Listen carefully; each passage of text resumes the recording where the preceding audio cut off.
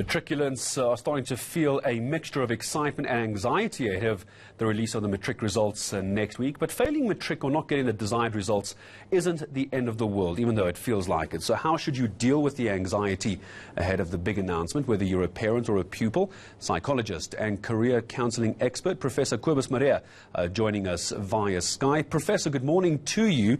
Is failing matric and not getting the marks you want really the end of the world? Good morning, Gareth. Number one, there is no such a word as fail. Nobody fails anything.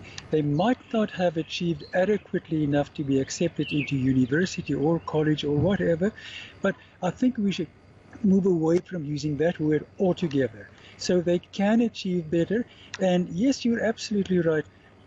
Completing grade 12 successfully, 6 distinctions, 3 whatever, that's not the begin and the end all of things.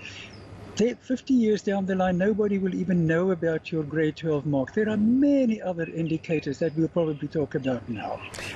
We'll talk about those indicators and markers in a moment, but I'm sure there's many very nervous parents and even pupils watching you and I talk now. How do you give some advice to a parent or pupil who's very anxious about those marks coming out next week? Maybe they haven't fared as well as they think that they should have. What's the advice you've got? Gareth, number one, grade 12s, the moment they receive their grade 12 report, on the report card it will state endorsement allowing university entrance or endorsement to study at a college or endorsement to study at another institution. In other words, a higher certificate, baccalaureate degree or a diploma. And please note, even if you enroll for a higher certificate, you can still later on articulate into a degree program. So it's really not the beginning, the end all.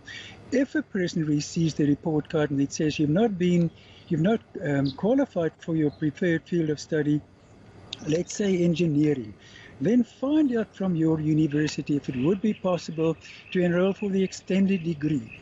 Find out from other institutions whether they would like to accept you into a new field of study or a different field of study.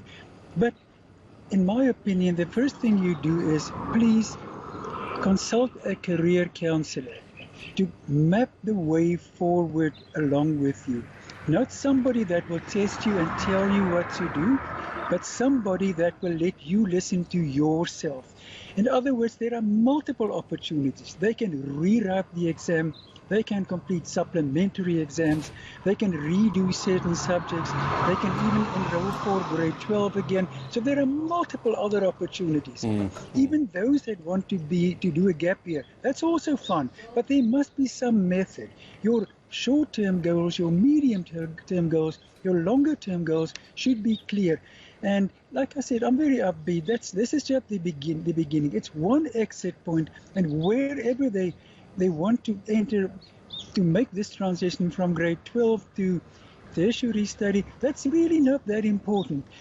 Some information that parents might find useful. Number one, now would not be a good time to blame the child.